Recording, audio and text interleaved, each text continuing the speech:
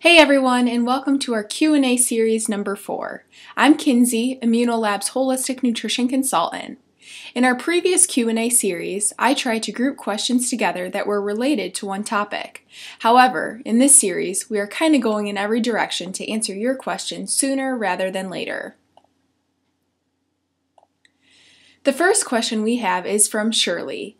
Shirley asks, I am not able to use white or black pepper. What can I use to replace them?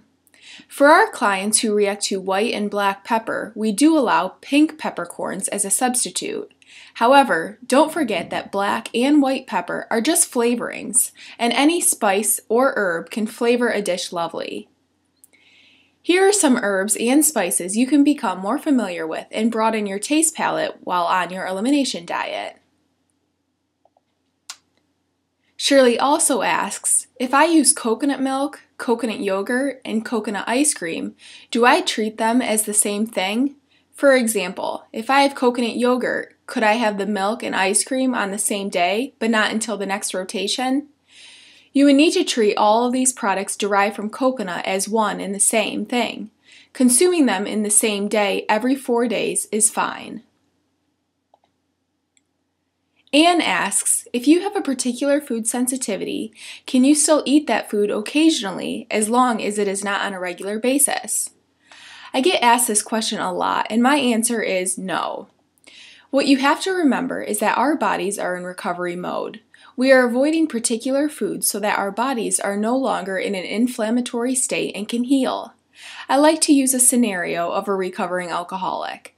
If a recovering alcoholic goes 1 week or 1 month without alcohol, would it be okay for him or her to have a drink as a reward for all the hard work? I wouldn't be asking this question if the answer wasn't no. Although dealing with food sensitivities are different than dealing with a recovering alcoholic, in both situations you are taking 2 steps forward and 1 step back every time you cheat.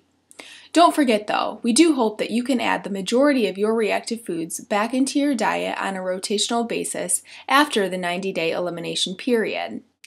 The next question comes from Diane, who asks, one of my food allergies is dairy with a casein allergy. Does whey include casein? How about ghee? Sometimes these products promote they are dairy-free, but I still seem to have an adverse reaction. Thanks for the question, Diane. Dairy is a tricky one and something that needs a good explanation for most people to understand.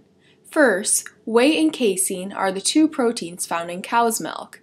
With our milk subtraction test, we are able to detect which proteins you reacted to in order to determine exactly what foods need to be avoided. Ghee is definitely not dairy-free, but having been clarified, the reactive proteins and lactose are removed.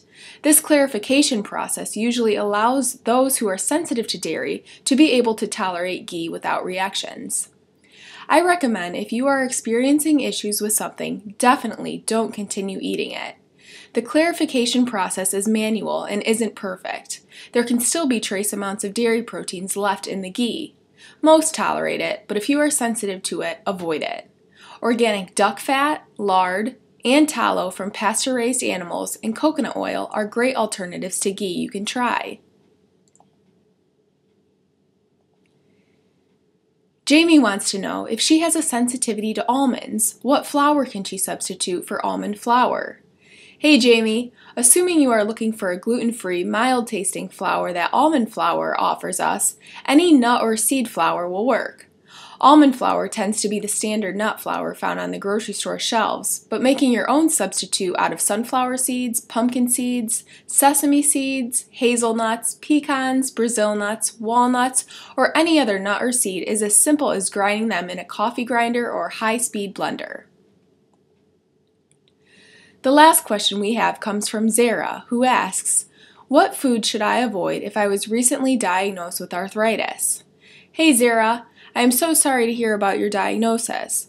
Common forms of arthritis include osteoarthritis, caused by wear and tear on the joints, rheumatoid arthritis, an autoimmune disease in which the body attacks its own joints, and gout, caused by a buildup of uric acid in the body.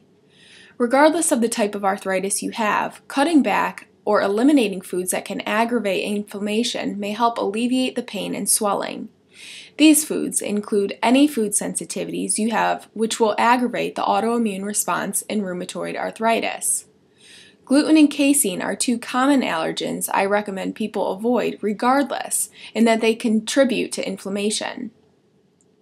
If gout is the problem, cut back on foods high in purines, since they cause an increase in uric acid. Alcohol is not only high in purines, but also a burden to the liver, which weakens its function and disrupts the other organ interactions, causing inflammation. Sugars trigger the release of inflammatory messengers called cytokines. Sugar goes by many names, so look out for any word ending in "ose," such as fructose or sucrose on ingredient labels. Worse than sugar are artificial sweeteners, which are a neurotoxin. Your immune system will react to this foreign substance by attacking the chemical, which in return will trigger an inflammatory response. Trans fats are something that not only people with arthritis should avoid, but something we all must avoid. Trans fats trigger systemic inflammation and can be found under anything partially hydrogenated. Omega-6 fatty acids are an essential fatty acid that the body needs for normal growth and development. However, the body needs a healthy balance of omega-6 and omega-3 fatty acids in a 2-to-1 ratio. Today, most people are consuming these essential fatty acids in a 10-to-1 ratio. Excess consumption of omega-6s can trigger the body to produce pro-inflammatory chemicals. Processed carbohydrates may trump fats as the main driver of escalating rates of obesity and other chronic conditions. These high glycemic index foods fuel the production of advanced glycation end products that stimulate inflammation. MSG is a flavor-enhancing food additive most commonly found in prepared Asian foods and soy sauce, but it can also be added to fast foods, prepared soups and soup mixes, salad dressings, and deli meats. This chemical can trigger two important pathways of chronic inflammation and affect liver health. Thank you to everyone who submitted in your questions. If you would like to have your questions addressed in our future Q&A series, please email kinseyvd@immunolabs.com.